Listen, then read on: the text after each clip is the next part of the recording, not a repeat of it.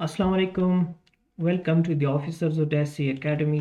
मैं हूं जुनैद अज़ीम और आज का हमारा लेक्चर है, बहुत ही इम्पोर्टेंट लेक्चर है।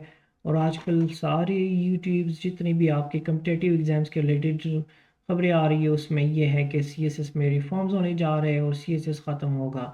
क्या ये सही है? इसमें सच कितना है? और अगर रिफॉर्म्स हो जाते हैं तो किस तरह होंगे? और अगर नहीं होते तो फिर क्या होगा? स्टूडेंट क्या करे जो 2026 के लिए अप्लाई कर रहे हैं और तैयारी कर रहे हैं। ये लेक्चर सिर्फ और सिर्फ इसी पे ही बेस्ड है कि रिफॉर्म्स होंगे तो किस तरह होंगे, कब होंगे, ये इम्प्लीमेंट किस तरह होंगे। स्टार्टिंग विद दिस के सीएसएस में रिफॉर्म्स हो रहे हैं। ये किसने कहा? ये हमारे प्लानिंग के जो मिनिस्टर है एहसन इकबाल साहब, इनकी एक कमेटी है जिसमें ये डिसाइड किया गया है कि सीएसएस में रिफॉर्म्स होंगे। अब क्वेश्चन ये है क्या कि क्या ये रिफॉर्म्स फर्स्ट टाइम हो रहे हैं या इससे पहले भी हुए हैं? नो, सीएसएस के रिफॉर्म्स पहले भी हुए थे, लेकिन इससे पहले का जो गवर्नमेंट था पीएम इमरान खान साहब का, ये रिफॉर्म्स तभी इनिशिएट हो गए थे, लेकिन बाद में ये रिफॉर्म्स डिले हो गए और इस पर कोई अमल नहीं हो सका। तो अब दोबारा से ये गवर्नमेंट लाइकली यही है कि ये रिफॉर्म्स करेंगे और ये इम्प्लीमेंट करेंगे। अब रिफॉर्म्स किस तरह होंगे, टिल डेट किसी को भी नहीं पता कि एग्जैक्टली ये रिफॉर्म्स किस तरह हैं, क्योंकि ये अभी तक क्लियरली किसी को मेंशन्ड नहीं है। लेकिन अभी जो इम्पोर्टेंट है वो ये है कि यहाँ पे जितना इंफॉर्मेशन अभी अवेलेबल है उसके अकॉर्डिंग ये है कि ये क्लस्टर बेस्ड एग्ज़ाम होगा। सीएसएस ख़त्म नहीं होगा, लेकिन यही सीएसएस क्लस्टर बेस्ड होगा। अब ये क्लस्टर बेस्ड एग्ज़ाम से क्या मतलब है और ये किस तरह है, क्या इसका कंसेप्ट पहले था या नहीं था, और अगर ये वाकई आ रहा है एग्ज़ाम तो इसकी निशानी क्या है कि ये एग्ज़ाम्स आ रहे हैं और ये वाकई क्लस्टर बेस्ड एग्ज़ाम्स होंगे। देखिए, ये रिफॉर्म्स 2021 की है। 2021 में यही रिफॉर्म्स में आपका जो अभी एमपीटी लिया जाता है ये एमपीटी रिकमेंडेड था और सेम इसी पैटर्न पे ही था जो अभी empty federal public service commission CSS के लिए ले रहा है। तो एमपीटी ऑलरेडी इम्प्लीमेंट हो चुका है, जबकि इसका रिमेनिंग पार्ट जिसमें क्लस्टर बेस्ड सिस्टम रिकमेंडेड था जो बाद में अप्रूव नहीं हो सका, इस वजह से वो रिफॉर्म्स नहीं हो गए। लेकिन अभी ऐसा नहीं, हसन इकबाल साहब बहुत ही तेज़ी से इस पर काम कर रहे हैं और बहुत ही जल्द ये इम्प्लीमेंट हो जाएंगे। तो जो प्रीवियस इंफॉर्मेशन अवेलेबल है उसी के बेसिस पे ही हम लोग इसको देखते हैं कि ये क्लस्टर बेस्ड एग्ज़ाम क्या है।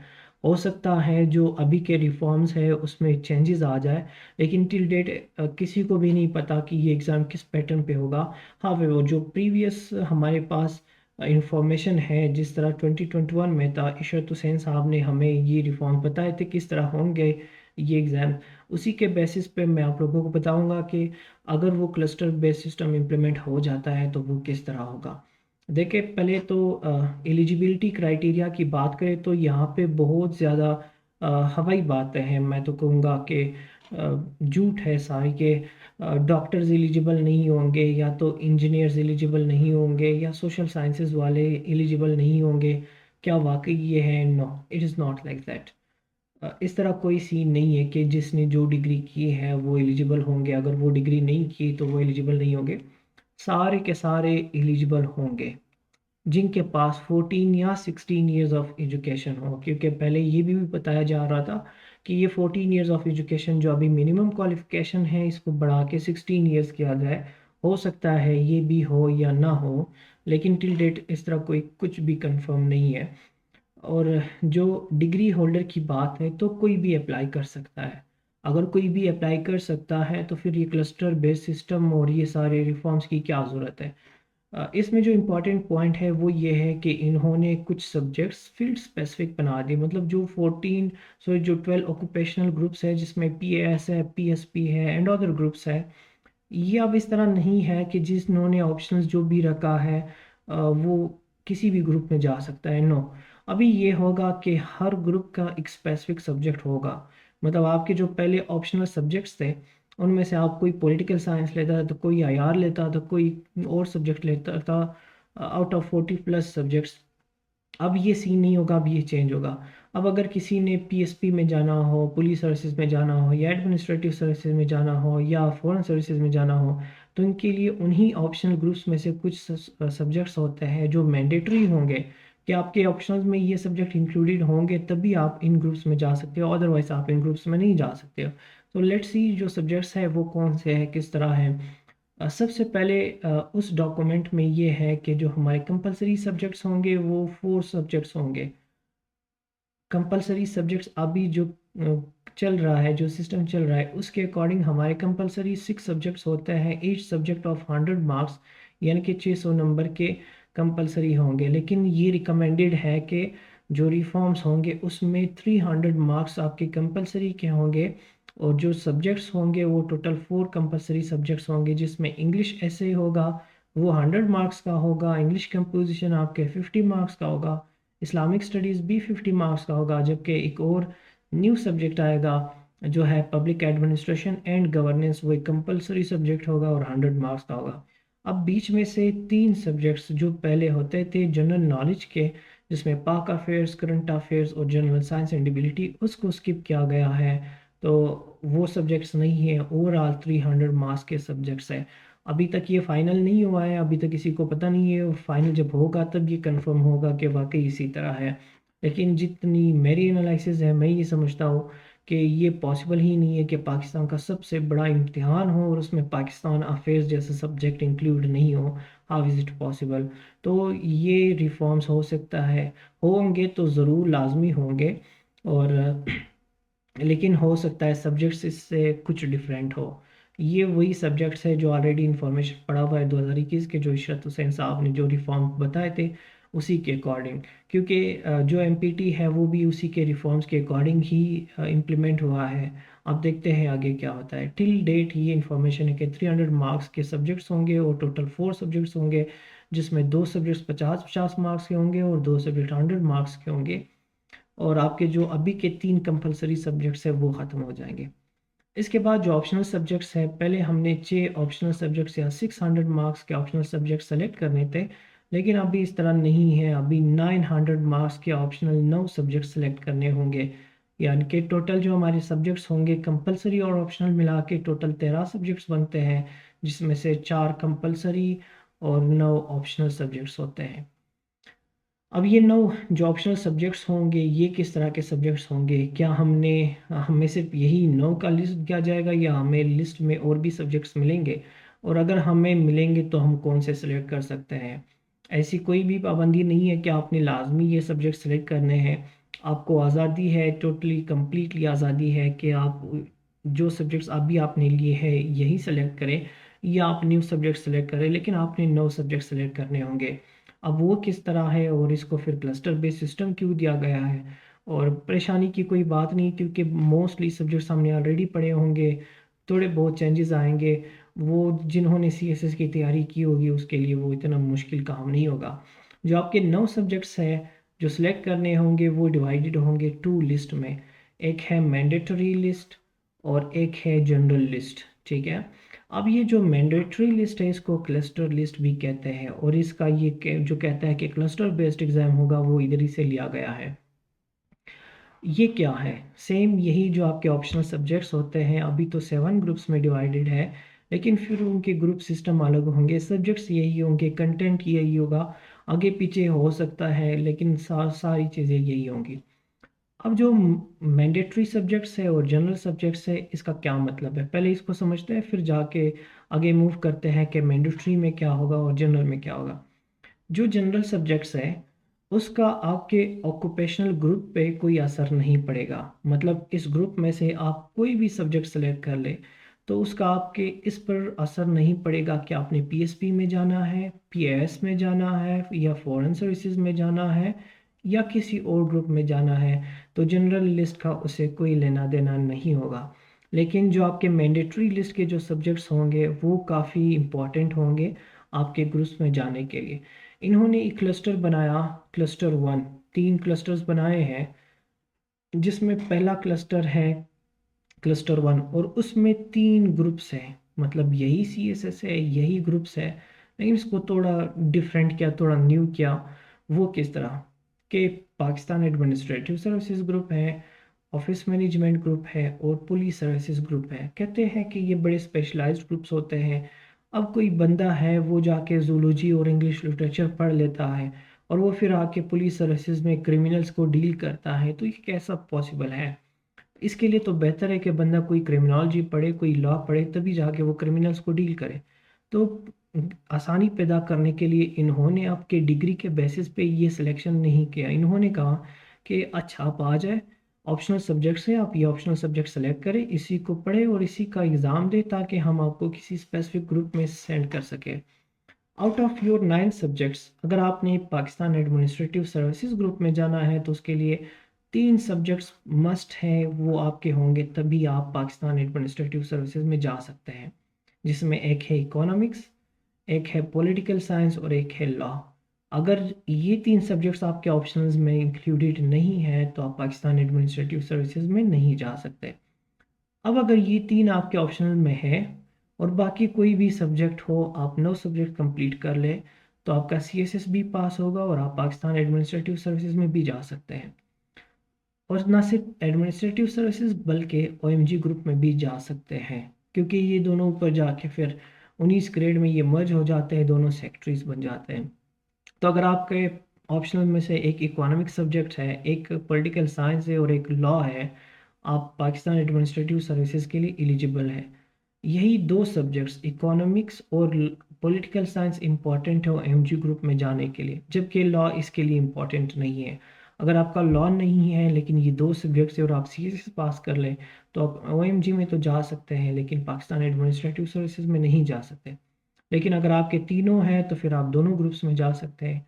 अब कोई स्टूडेंट ये एस्पायर करता है कि मुझे पुलिस सर्विसेज में भी जाना है, मतलब अगर मैं CSS क्वालिफाई करूं तो मैं इन तीनों ग्रुप्स के लिए एलिजिबल हूं।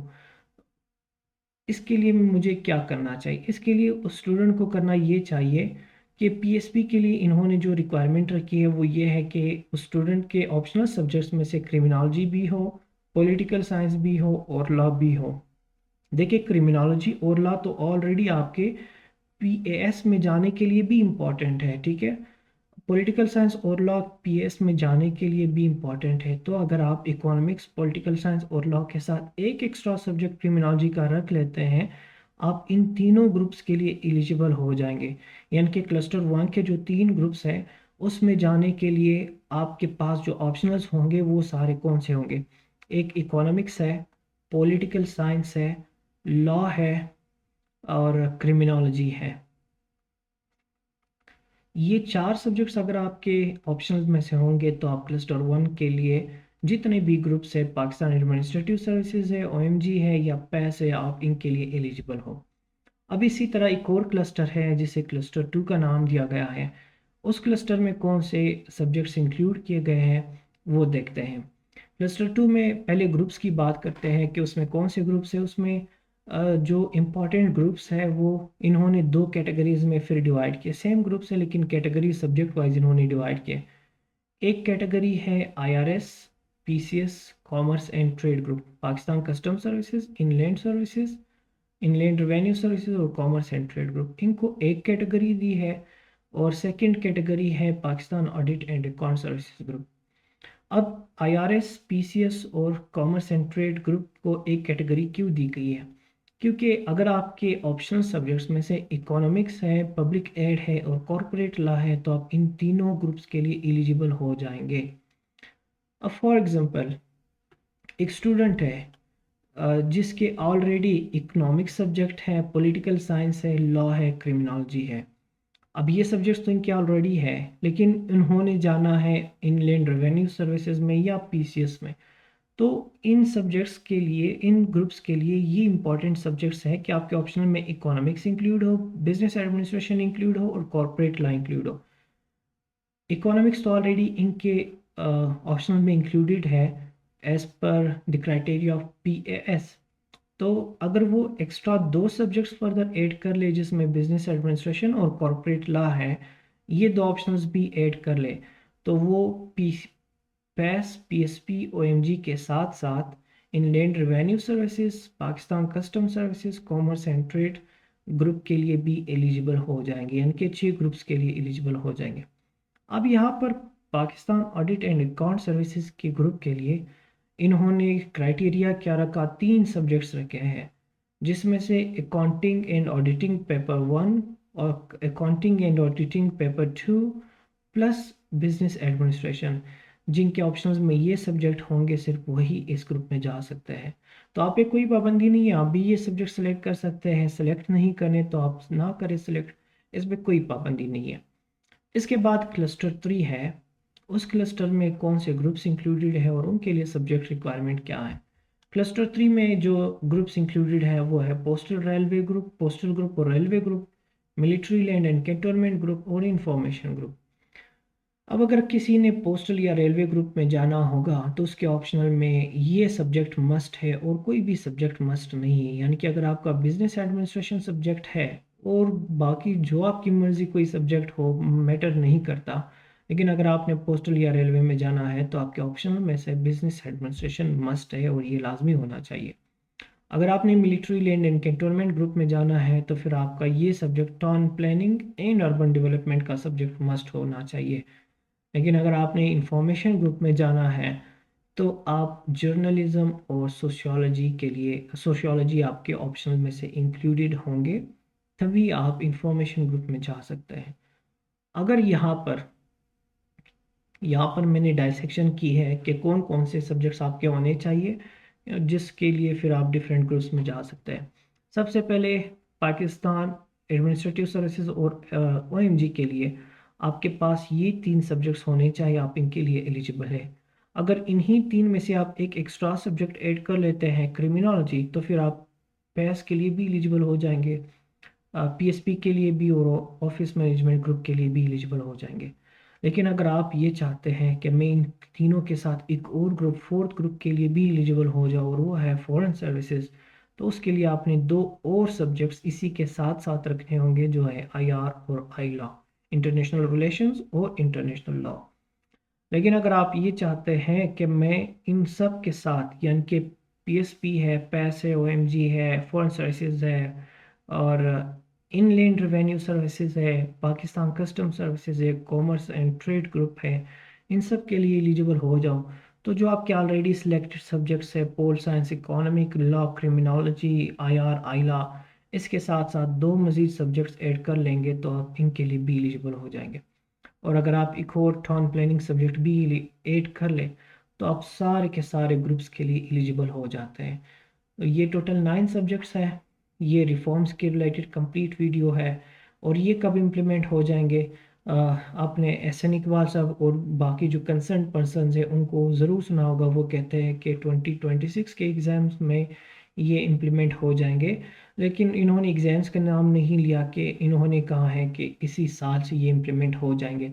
अब आपको पता होना चाहिए कि हर साल एग्ज़ाम साल के शुरू में होता है जबकि उसका अप्लाई 1 साल पहले होता है। मतलब 2026 का एग्ज़ाम जो होना है वो साल के फरवरी के मंथ में होता है, जबकि इसका अप्लाई अगस्त के अराउंड होता है, अगस्त 2025 के अराउंड होता है। तो अभी तक इन्होंने कुछ भी फाइनलाइज नहीं किया है, अगस्त तक ये मुश्किल है हो जाए।